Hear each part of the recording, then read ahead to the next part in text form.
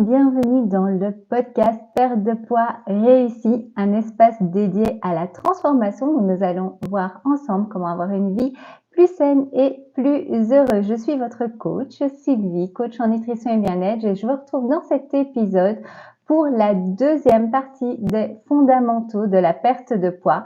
Donc, on va dire que celui-ci est le niveau intermédiaire. Si vous avez écouté le premier épisode, vous avez déjà une base solide pour démarrer. Alors, qu'est-ce qu'on a vu dans le premier épisode? On a vu comment créer une perte de poids, l'importance de l'alimentation équilibrée au niveau des aliments et des portions.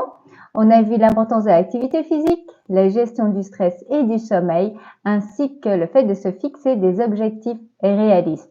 Aujourd'hui, nous allons plonger plus profondément et explorer des stratégies pratiques pour accélérer vos progrès en développant le sujet de la composition corporelle. Alors, sortez vos carnets, préparez-vous à prendre des notes.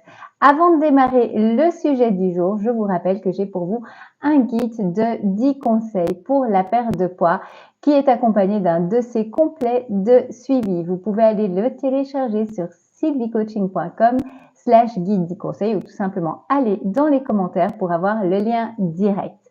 Alors, l'importance de la composition corporelle. Vous avez peut-être déjà entendu parler de la composition corporelle, mais qu'est-ce que c'est? C'est la proportion dans votre corps de graisse, de muscles, d'eau et d'autres tissus. C'est ainsi que, par exemple, deux femmes pesant le même poids peuvent avoir des silhouettes fort différentes, tout simplement parce que l'une aurait plus de masse musculaire que l'autre.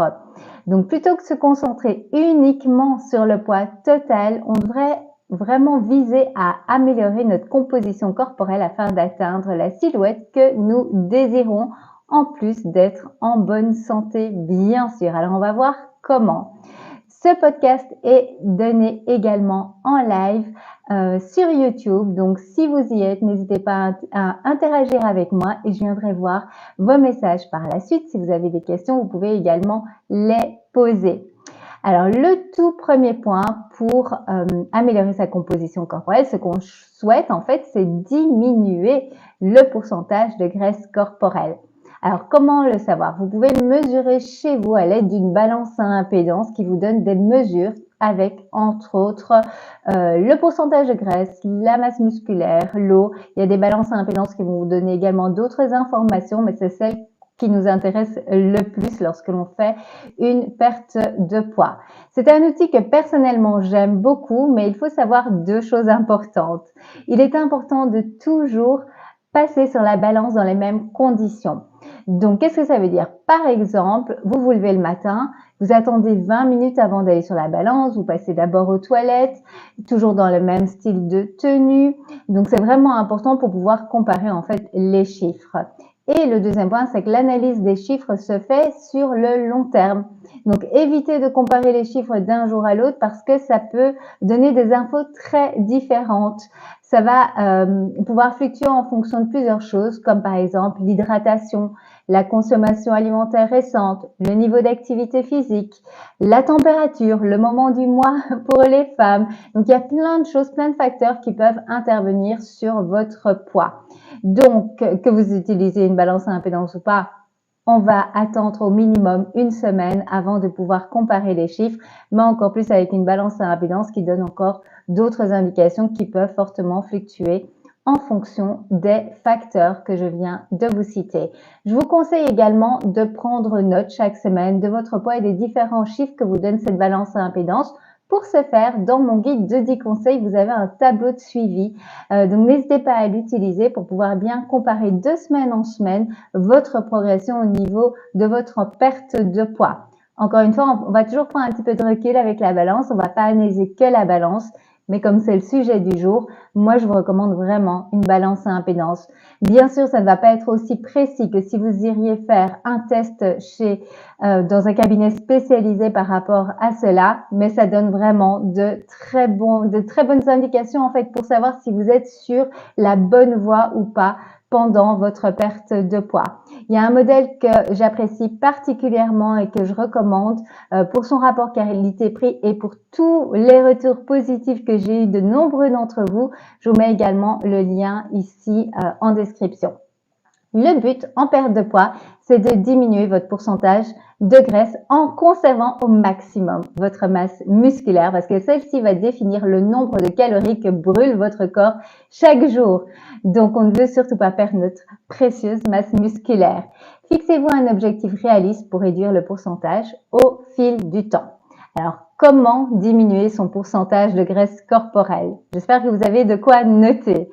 Il est important d'adopter une approche globale qui combine une alimentation saine, une activité physique régulière et des habitudes de vie saines. C'est une approche vraiment globale qu'il faut pour pouvoir travailler sur sa composition corporelle. Donc, voici quelques conseils pour vous aider à atteindre cet objectif. Il y en a 6. 1. Adopter une alimentation équilibrée en consommant des aliments riches en nutriments, en limitant la consommation d'aliments transformés et en contrôlant vos portions pour éviter la surconsommation de calories. Tout cela, nous l'avons vu dans le précédent épisode, donc n'hésitez pas à aller le voir. 2. Pratiquer une activité physique régulière pour à la fois brûler des calories, favoriser la perte de graisse et augmenter la masse musculaire afin d'accélérer le métabolisme. Le métabolisme, c'est le nombre de calories que va brûler votre corps et favoriser la combustion des graisses. 3. Donc le 2, c'était pratiquer une activité physique. Le 3, c'est favoriser un mode de vie actif. Donc à côté du fait d'avoir une activité physique régulière, il faudrait faire attention à bouger plus dans sa vie de tous les jours. Trouvez des moyens d'incorporer plus d'activités physiques dans votre quotidien, comme la marche, le jardinage, les escaliers au lieu de l'ascenseur, etc. Parquez votre voiture plus loin pour faire un petit peu de marche. Essayez de rester actif vraiment tout au long de la journée en évitant de rester assis pendant de longues périodes. Alors, je sais que ça peut être compliqué. Personnellement, je travaille derrière mon bureau de nombreuses heures par jour, donc il était facile pour moi de passer des heures et des heures assise et ce qui m'a vraiment aidé, qui fait toute la différence pour moi, c'est mon bureau assis debout. Donc là, je suis debout, vous voyez, face à mon bureau et mon tapis de marche que j'adore, j'en suis fan. Les deux m'ont permis vraiment d'être beaucoup plus active en journée, de ne pas passer toutes mes journées assises. Le tapis que j'utilise, c'est le C1. Vous pouvez trouver plusieurs modèles sur le site en passant par mon lien que vous retrouverez en description ou en utilisant mon code les conseils de Sylvie dans le panier. Vous pouvez en plus profiter d'une remise de 120 €. Il faudra que je vous fasse un épisode sur les bienfaits de la marche et le fait d'avoir un tapis de marche à la maison, vraiment, pour moi, a tout changé. Ça fait plus d'1 an que je marche grâce à mon tapis de marche, peu importe le temps qu'il fait dehors ou le temps dont je dispose. C'est vraiment facile d'incorporer une marche quotidienne lorsque on a ce genre d'outils à la maison. Donc, n'hésitez pas à regarder pour cela, à vous le faire offrir pour votre prochaine fête, peu importe, mais n'oubliez pas que votre corps est fait pour bouger et nous ne bougeons pas assez. Donc, trouvez une solution pour incorporer plus de mouvement dans vos journées. 4. Gérer le stress et favoriser le sommeil. Comme on l'a vu dans le précédent épisode, ceci est indispensable pour éviter les envies de manger et le stockage des graisses. On ne peut pas éviter le stress, il fait partie de la vie, mais il y a moyen d'apprendre à le gérer.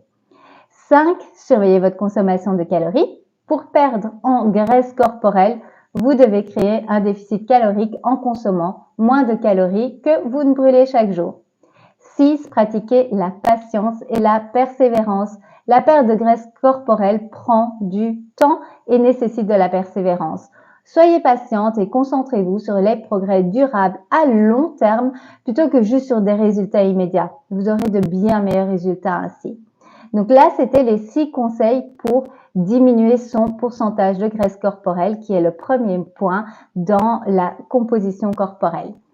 En plus de vouloir diminuer son pourcentage de masse corporelle, on va chercher à renforcer ses muscles. Ça, c'est l'autre partie. L'entraînement en force, également connu sous nom d'entraînement de résistance, de renforcement musculaire, de musculation, c'est un type d'exercice qui vise à renforcer et à développer les muscles en appliquant une résistance. Cette résistance peut être fournie par des poids libres, tels que les haltères, des barres, des machines de musculation, des bandes de résistance ou même le poids du corps lui-même. Personnellement, je m'entraîne de la maison au poids du corps avec des petites haltères et avec des élastiques pour pouvoir augmenter la résistance. L'objectif principal, c'est vraiment de stimuler la croissance et le renforcement des fibres musculaires.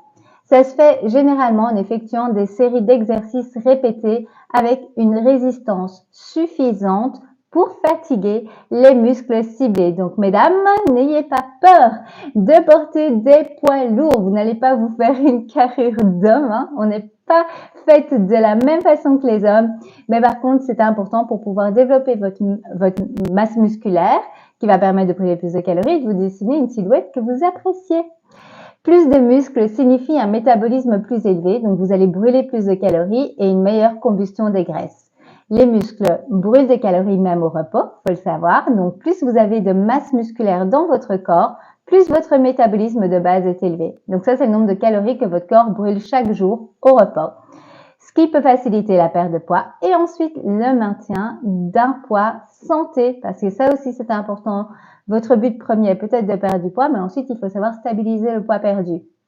En réduisant la graisse corporelle et en augmentant la masse musculaire, vous améliorez votre composition corporelle globale, favorisant un corps plus tonique.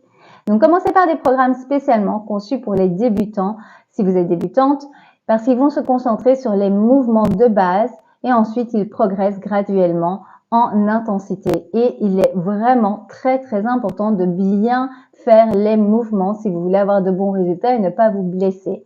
Par contre, une fois que vous allez pouvoir bien maîtriser ces mouvements de base, ce sont les mouvements de base qui vont donner de toute façon toujours les meilleurs résultats, vous allez pouvoir augmenter, rajouter des poids, faire des séries plus longues, voilà. Comment augmenter sa masse musculaire? Donc, pour augmenter votre masse musculaire, vous devez mettre en place un programme d'entraînement en force efficace et adopter une alimentation appropriée qui favorise la croissance musculaire. Encore une fois, vous voyez, c'est toujours une approche globale. Voici quelques étapes à suivre pour vous aider à atteindre cet objectif. Il y a également ici 6 points. Donc, le premier, programme d'entraînement de force. Faites des exercices de musculation qui vont cibler tous les principaux groupes musculaires. Donc, on ne va pas dire je veux muscler que le haut du corps. On va vraiment penser à tous les groupes, donc haut du corps, bas du corps et le tronc. Utilisez une variété de techniques d'entraînement, y compris les poids libres comme les haltères, les barres. Vous pouvez utiliser des machines de musculation si vous allez en salle, des bandes de résistance et des exercices au poids du corps. Variez les répétitions et les séries pour stimuler les muscles de différentes manières. Donc, par exemple, vous pouvez alterner des séances avec des charges plus lourdes et peu de répétitions et des séances avec des charges plus légères, mais là, vous allez augmenter les répétitions. Donc, les deux sont très intéressants. Assurez-vous de donner à vos muscles suffisamment de temps pour récupérer entre les séances d'entraînement parce que c'est pendant cette période de récupération que les muscles se reconstruisent et se développent. 2. Alimentation appropriée. Un point souvent sous-estimé pour la prise musculaire. Consommer suffisamment de protéines. Je le répéterai encore souvent, je pense. Ce sont les blocs de construction des muscles. C'est juste indispensable. Les sources de protéines de haute qualité comprennent la viande maigre, la volaille, le poisson, les œufs, les produits laitiers, les légumineuses, les shakes de récupération à partir du moment où vous choisissez un shake de qualité. Assurez-vous de consommer assez de protéines chaque jour pour favoriser la récupération musculaire. 3. Hydratation adéquate. Assurez-vous de rester bien hydraté car l'eau est essentielle pour de nombreuses fonctions corporelles, y compris la croissance musculaire et la récupération. 4.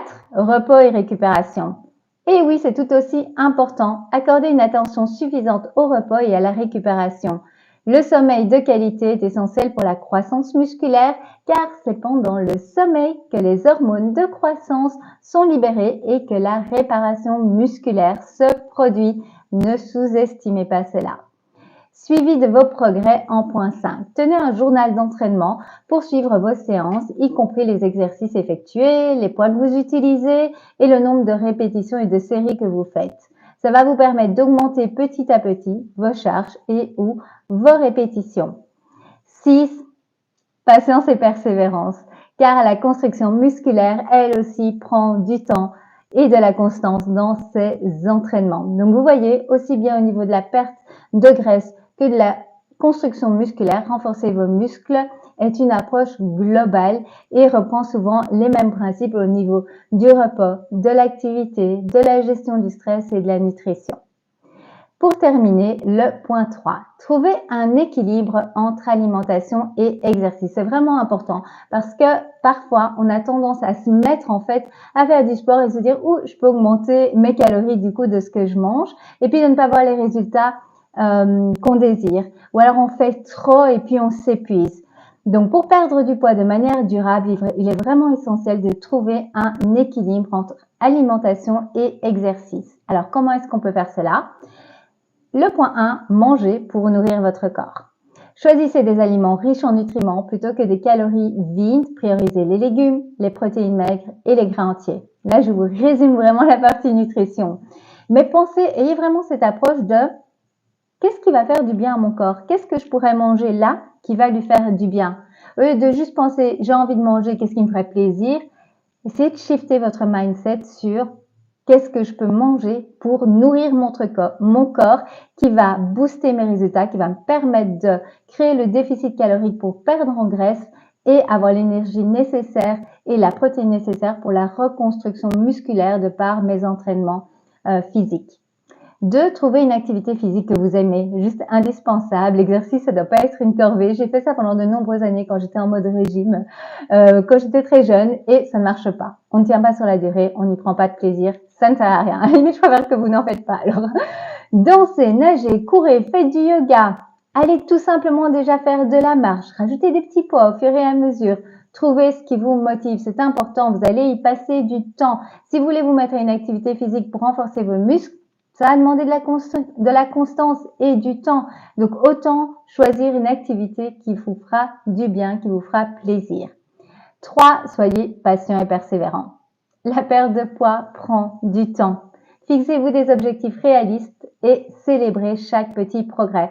Donc, au lieu de vous focaliser juste sur « je serai heureuse quand j'aurai atteint mon poids », décidez d'être heureuse dès aujourd'hui et trouvez du plaisir dans tout ce que vous faites, dans toutes les habitudes que vous prenez, que ce soit par rapport au choix de l'activité physique, mais aussi par rapport au plaisir que vous prenez dans ce que vous mangez. C'est indispensable. Et célébrez les petits progrès.